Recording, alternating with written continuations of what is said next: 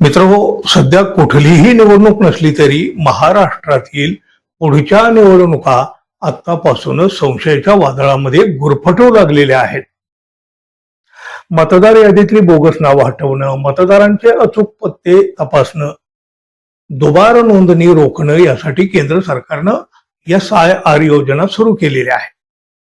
त्यासाठी स्थानिक प्रशासनाकडे ऑनलाईन पडताळणी आणि मॅपिंगची जबाबदारी देण्यात आलेली आहे. निवडणूक आयोगाच्या निर्देशानुसार देशभर सुरू असलेल्या SIR म्हणजे विशेष संक्षिप्त पुनरीक्षण SIR या अभियानाच्या दरम्यान मतदार यादीतील नावाबाबत महाराष्ट्रामध्ये मोठा वाद निर्माण होऊ लागलेला आहे. पश्चिम बंगालमधलं ममता बॅनर्जी यांचं सरकार गेलं आणि कधी नव्हे ते तिथं भारतीय जनता पक्ष सत्तेमध्ये आला. बघा, या निकालावर लोकांचा अजिबात विश्वास बसलेला नाही. भारतीय जनता पक्ष आणि निवडणूक आयोगानं संगनमतानं काही भानगडी केल्या आणि ममता बॅनर्जी यांचं सरकार घालवलं असा थेट आरोपही झालेला आहे. SIRच्या नावाखाली लाखो नावं मतदार यादीतून वगळण्यात आली आणि त्यामुळं ममता बॅनर्जी यांचा पराभव झाला आणि भारतीय जनता पक्षाचा विजय झाला असा आरोप होत आहे. आता महाराष्ट्रामध्ये हे अभियान सुरू असताना संशयाचं मोठं धुकं तयार होऊ लागलेलं आहे.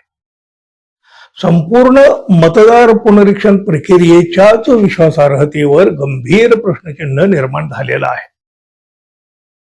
निवडणूक व्यवस्थेतील पारदर्शकतेबरोबरच हे नवे वाद निर्माण होण्याची आता शक्यता अधिक वाढीलाही लागलेली आहे.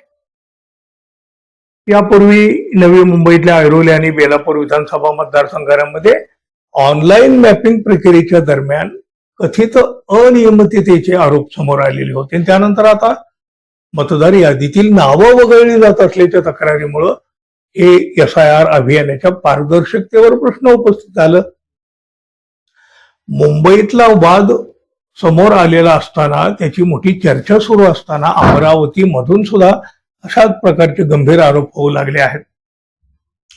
काँग्रेसच्या नेत्या आणि माजी मंत्री यशोमती ठाकूर यांनी SIRच्या कामाबाबत मोठे आक्षेप घेतलेले आहेत.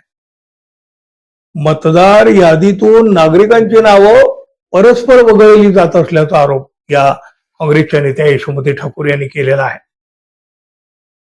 याला जबाबदार व्यक्तीवर फौजदारी गुन्हा दाखल करण्याचा इशारा सुद्धा ठाकूर यांनी दिलेला आहे. मतदार यादीतून अनेकांची नावं वगळली जात असल्याच्या तक्रारी येत आहेत आणि त्या तक्रारी तशा खूप गंभीर आहेत. पश्चिम बंगालचा केवढा मोठा अनुभव आहे ना पाठीशी. अहो, काँग्रेसच्या एका युवक पदाधिकाऱ्याचं नाव सुद्धा यादीतून वगळल्याचा एक प्रकार समोर आला आणि त्यामुळं हा संशय अधिक वाढू लागला. म्हणजे बघा, नियमानुसार नाव वगळण्यासाठी फॉर्म भरल्यानंतर प्रक्रिया सुरू होते, मात्र संबंधित मतदारांच्या माहितीशिवाय फॉर्म भरले जात असल्याचा आरोप सुद्धा या ठाकूर यांनी केलेला आहे. खूप गंभीर आहे हे. यशोमती ठाकूर यांनी SIR प्रक्रियेच्या कालावधीवर सुद्धा प्रश्न उपस्थित केले आहेत. बघा, त्यांच्या म्हणण्यानुसार यापूर्वी अशा पुनरीक्षण प्रक्रियेला दीर्घ असा कालावधी लागत होता, मात्र यावेळी कमी कालावधीमध्ये मोहीम पूर्ण करण्याचा प्रयत्न होत असल्यामुळे ही शंका निर्माण होते असा दावा ठाकूर यांनी केला. राजकीय हेतूनं मतदार यादीमध्ये हस्तक्षेप होत असल्याचा आरोप सुद्धा त्यांनी सत्ताधाऱ्यावर केलेला आहे. म्हणजे बघा, पश्चिम बंगालप्रमाणे महाराष्ट्रात सुद्धा असंच काहीतरी होईल अशी भीती आधीपासून व्यक्त केली जात होती.